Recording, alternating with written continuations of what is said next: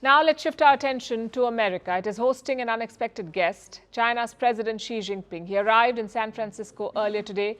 In a few hours, President Xi will meet US President Joe Biden. The world will be watching this meeting. There's a lot riding on it. From military dialogue to economic ties, the agenda is expansive. But one question will be at the heart of all discussions. Can Xi Jinping and Joe Biden steer clear of conflict? Our next report tells you what to expect. Xi Jinping doesn't like traveling these days. When the pandemic began, he socially distanced himself from the world, a practice that he still continues to this day. So there must be a very important reason for Xi Jinping to plan a trip to America right now. It isn't the friendliest of places for the Chinese president to visit. China is an arch-rival of America. The Americans were quick to remind that to Xi. When he landed in San Francisco, he was greeted by protesters. There were crowds outside the luxury hotel where the Chinese president is staying.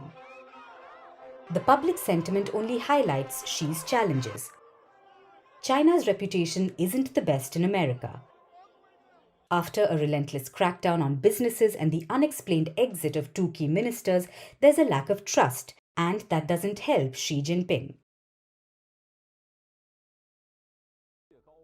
One of his main priorities on this trip is to stabilize economic ties with the US.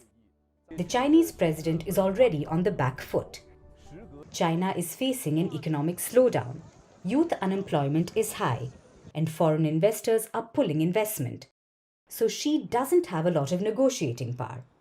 So before he landed in America, Beijing tried to strike the right tone. 中方反复呼吁尽快停火止战。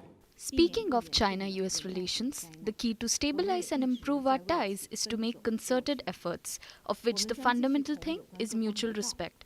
We hope that the United States can make concerted efforts with China and bring the relations back to the track of steady and sound development. 以持久和平。 Thankfully for Xi Jinping, his host is in a welcoming mood. Joe Biden sought this meeting with Xi Jinping. He has good reasons to do so. There is a wave of instability sweeping the world. Conflicts are raging from Europe to West Asia. Tension with China is the last thing Biden wants before he heads into an election year. So his priority is to re-establish a hotline with Beijing. How would you define success with your meeting with President Xi? To get back on a normal course of corresponding, being able to pick up the phone and talk to one another if there's a crisis, being able to make sure our military still have contact with one another. The White House is already tempering expectations. Beyond a direct line with Xi Jinping, Biden is hoping to re-establish military-to-military contact and address some issues of mutual concern, like climate change and the global economic slowdown. But some topics are bound to stir up a heated debate, like the military tensions around Taiwan, China's claims on the South China Sea, and the issue of human rights. On these issues, Washington and Beijing aren't saying much. They probably want this meeting to end without a hitch, where both parties can leave the room without engaging in a confrontation.